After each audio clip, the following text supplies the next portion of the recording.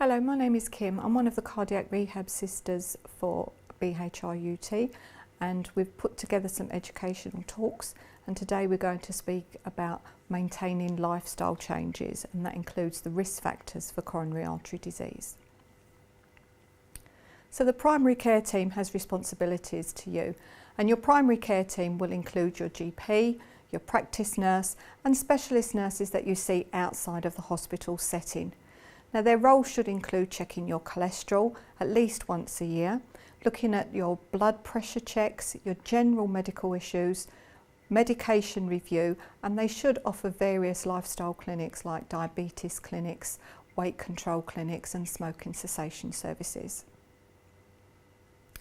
You also have individual responsibilities, and this involves reducing your cardiac risk factors and monitoring and maintaining healthy lifestyle changes to cope with the mechanisms in such areas such as smoking, weight control, physical activity, rebuilding your confidence, returning to work. Now that might not be paid work, that could also be just getting back into your usual routine of your jobs around the home and getting the balance between work and play. You need to get a good balance. Now we do understand that some people may have financial concerns when they've had a heart event. We can give you some more information on that, and there is an email address at the end of this slideshow so that we can pass you on to that. But one of the things, if you pay for your prescriptions, then you don't get free prescriptions when you've had a heart attack or heart event, even though your medication is generally for life. But you can get a prepaid prescription certificate, which is about £104 roughly. You can pay it over monthly, over 10 months, but it will absolutely save you a fortune because just 5 of your tablets are likely to be for life, and if they're £9 odd each time, then by buying the 104 prepaid prescription certificate, you'll save your money. And you can either download information on that on the government website, or you can ask for a form at your pharmacist or GP surgery. So we're going to look at the cardiac risk factors. Now there's 2 groups of cardiac risk factors. There's the non-modifiable risk factors, which we have no control over, and then there are the modifiable risk factors, which we do have some control over. The non-modifiable risk factors we'll talk about first. So gender. Now men are more likely to have a heart attack than women, unfortunately, and that's not because we drive you men mad, it's because we are protected by our hormones. Unfortunately, when we reach the menopause, our hormones reduce and then we start to catch up. If we look at ethnicity, atherosclerosis, which is the furring up of the arteries, it does affect all races, but we do find that there are differences with different cultures. For instance, Southeast Asian people living in the UK are more than 1.5 times more likely to die from coronary heart disease rather than the rest of the UK population. And that can be because some of the arteries around the heart are naturally smaller, and therefore the effects of furring up will be felt at a younger age. The incidence of coronary artery disease in the UK does remain high, and even in different areas, for instance in Scotland, the incidence is quite high as compared to other areas of the country. Sorry for picking on Scotland. It's just I do have a bit of an example from Scotland where one of our patients said that they went to visit some relatives. She's married to a Scotsman, and they went to visit some relatives, and they were out for lunch. She was very healthy, and she was looking for something to eat that would be the healthiest option, and she was at a chip shop and she thought she'd try the pizza, but the gentleman got the pizza out of the freezer and put it into the deep fat fryer to warm it up. So that's my little story about the incidence higher in Scotland. But things are getting better because the education is reaching everywhere with regards to healthier eating where possible. Evidence proves that countries that follow the Mediterranean diet will naturally have a lower incidence of coronary heart disease, so places like Spain or France or Italy, where they have the more Mediterranean style diet. They also have a much more laid back lifestyle, so it's not rush, rush, rush like it seems to be for the rest of us here. It's more, if it doesn't get done today, we can do it tomorrow, it's not a problem. age. Now, there is no fountain of youth, we are all getting older. So the older we get, the more we're actually exposed to the risks for coronary artery disease. And obviously those risks increase and they're more cumulative.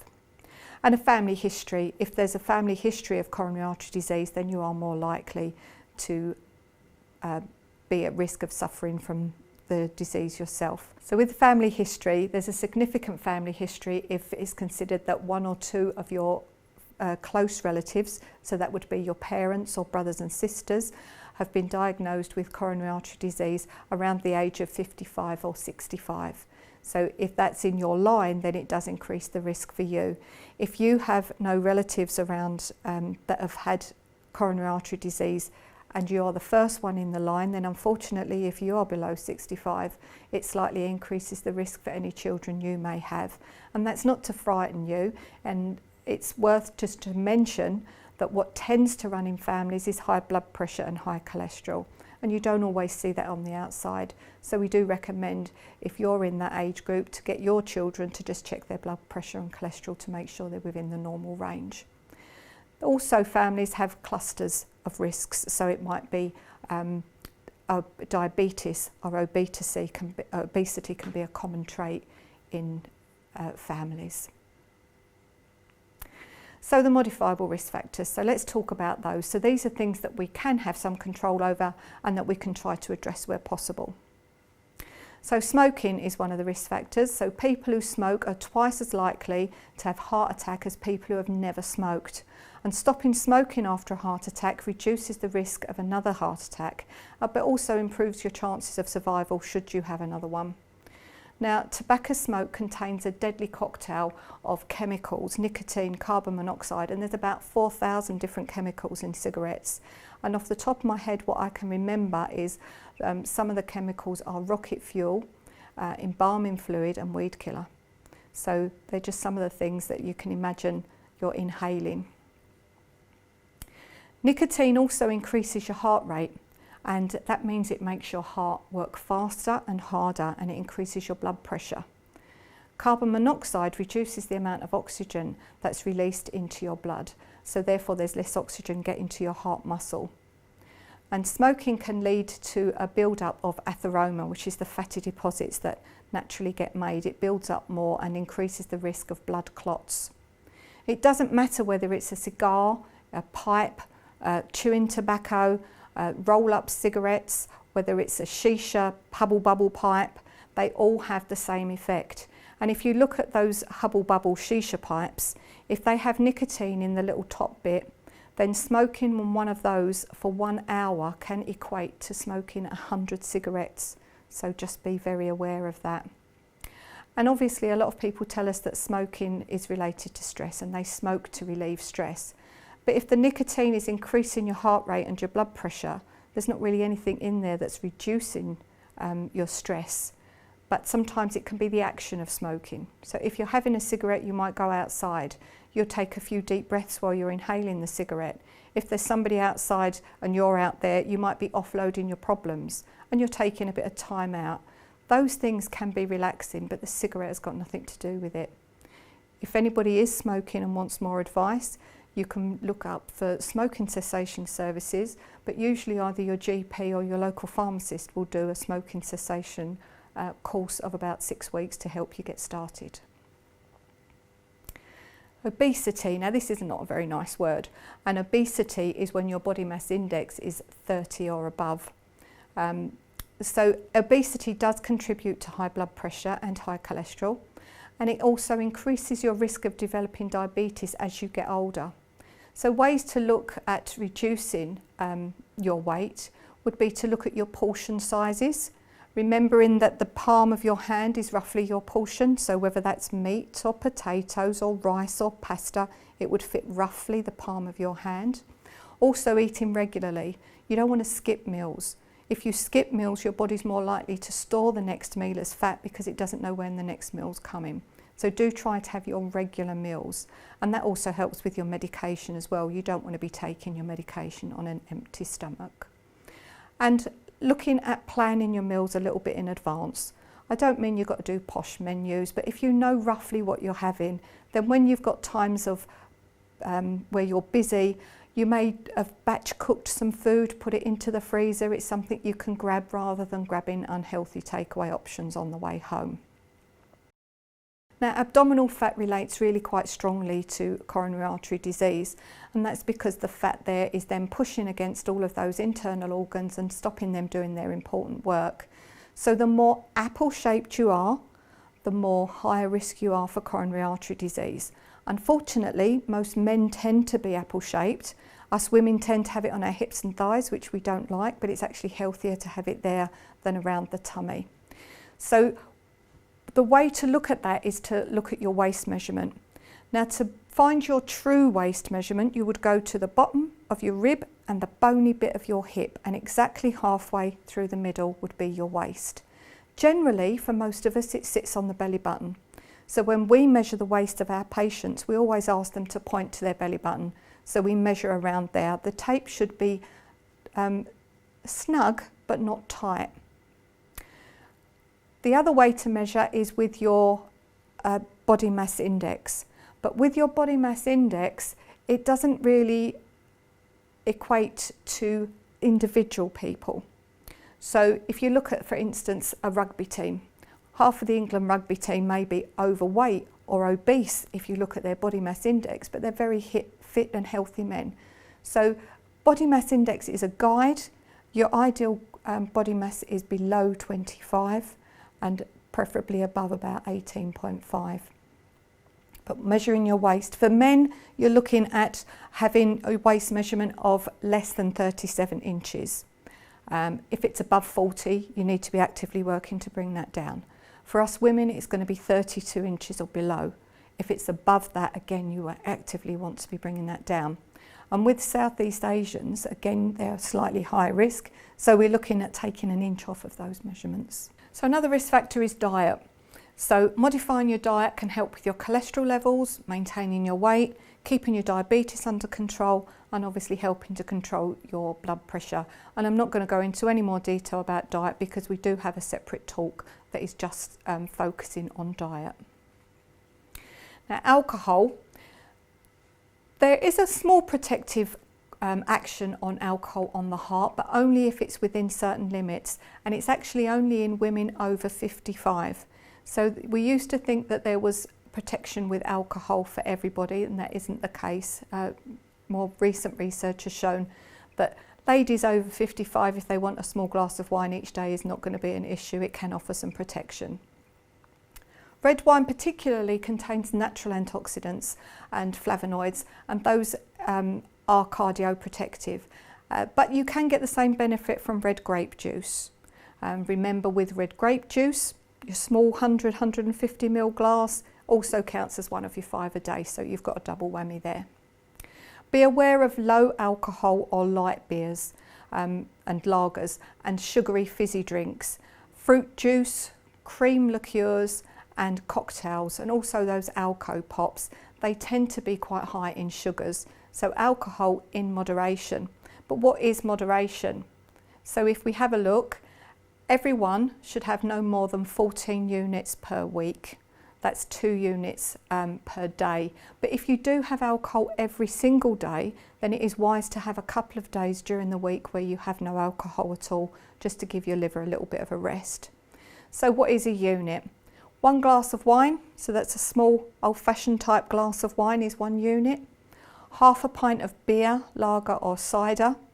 Be aware that some of those super strength ones can be up to 6 units per pint, so just be aware of that. 1 pub measure of spirit. So in the bottom of a glass is really quite a small amount. If you're pouring out a measure of spirit at home, we all know it's going to be at least 3 units when you put it into the glass. So you're looking as a unit is 1 pub measure. And remember, the higher the percentage of alcohol, the more units there are. Some beers do have the alcohol content on the side, the units, and that's quite useful. And with wines, the stronger the wine, obviously the higher the alcohol content. So if we look at physical activity, we know that long-term physical activity does maintain independence in later life, helps you improve your sleep. We've already mentioned that it can reduce stress. It gives you more energy. It can be a social opportunity. You might join a club where you go to exercise and you're exercising with other people, and that can be something that can be very enjoyable.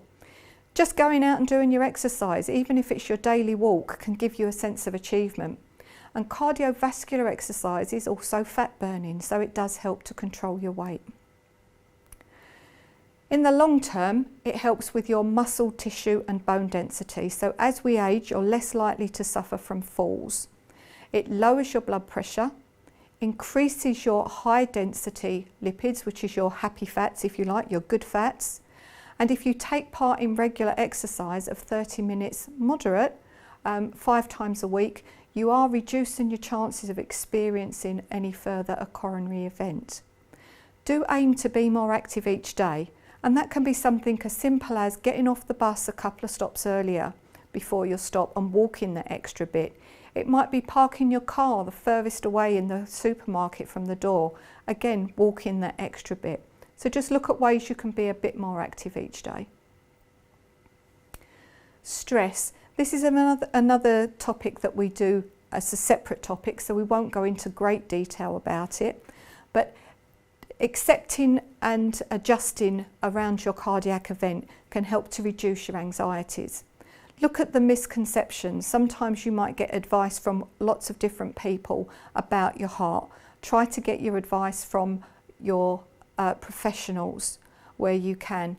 We can also offer a psychology support service because some people really do struggle coming to terms with what's happened to them in their heart, and we can offer some psychological support for that. We've already mentioned stress encourages less healthy behaviours, and an activity that might be stressful for one person may not be stressful for another, so it's a very individual thing. It's very difficult to define. There are negative effects of stress. So stress can increase your blood pressure, your heart rate and your cholesterol, and the fatty deposits that align your arteries. On the positive side, it makes you more stimulated, more alert, more motivated, more creative, more decisive. So we do want a good balance with stress, and remember, stress is not relieved by smoking. Now, diabetes, it may seem a little bit odd that when we talk about things we can control, that we've put diabetes into this section. If you're diabetic, you're diabetic. We can't really change that. But we do know that when you're diabetic, it does increase the risk of coronary artery disease because it increases the severity of the other risk factors. So with diabetes, you're trying to maintain a good level control. Now, diabetes is a very strong risk factor for women because it reduces the amount of estrogen in your body, so it reduces the protection that women have. So where I said before that women are less likely to have a heart attack because we're protected by our hormones, diabetic women, unfortunately, those hormones are reduced. So when we see younger women coming through having heart attacks, quite often underlying they can be diabetic. Now, the high glucose levels in your blood also affects the walls of the arteries, making them more likely to develop the atheroma, that sticky fatty deposit that sticks onto your arteries and narrows the arteries. Diabetes can also affect the efficiency of your heart muscle, so it isn't pumping as well as it should normally be. And it can affect the nerves going to the heart, so therefore symptoms of angina may not be felt in the same way.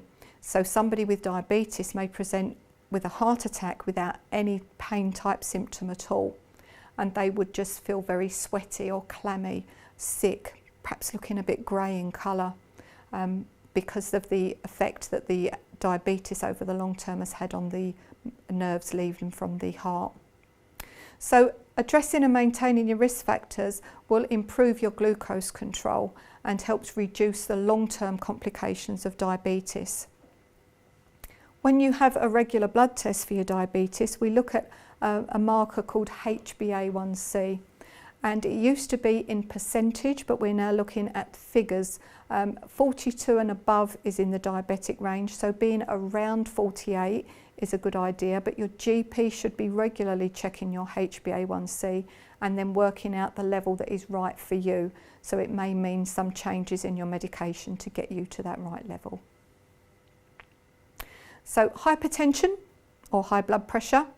This is defined when the blood is pumped out of the main aorta of the heart, and it hits onto the artery, and when the heart is contracting, we're looking at the top reading. When the heart is relaxing, we're looking at the bottom reading. So high blood pressure can cause strokes and heart attacks, peripheral vascular disease, and it can enlarge the heart, because where the blood pressure is high, it puts more pressure on the heart muscle, and then the heart muscle stretches. So you're at higher risk of developing high blood pressure if you smoke and if you have high cholesterol. There is a link between blood pressure and salt in your diet.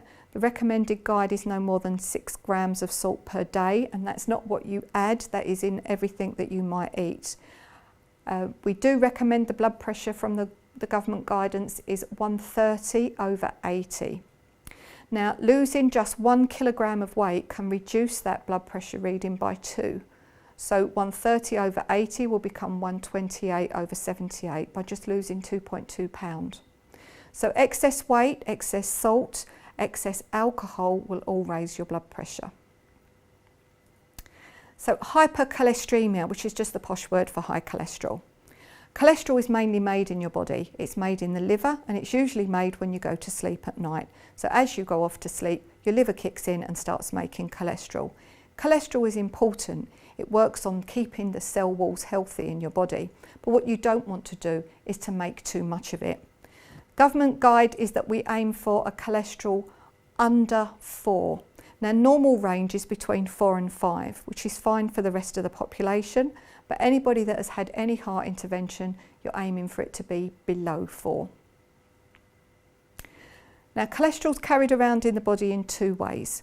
So you've got LDL cholesterol, which carries cholesterol from the liver round the bloodstream to the cells to do its job. And then you've got HDL cholesterol, which returns whatever's left over back to the liver to be disposed of. Now, if you imagine when we talk about the good and bad cholesterol, it's actually like a little protein, and the cholesterol molecule sits on top. So off it goes to do its job. When it's done its job, anything that's left over is just dumped into the arteries. So then the HDL protein will come along and mop up one little cholesterol molecule and take it back. It goes to the liver, disposed of as it should be. But if you've got more of the bad going out than the good mopping up, that's when you get the build-up of cholesterol in your system.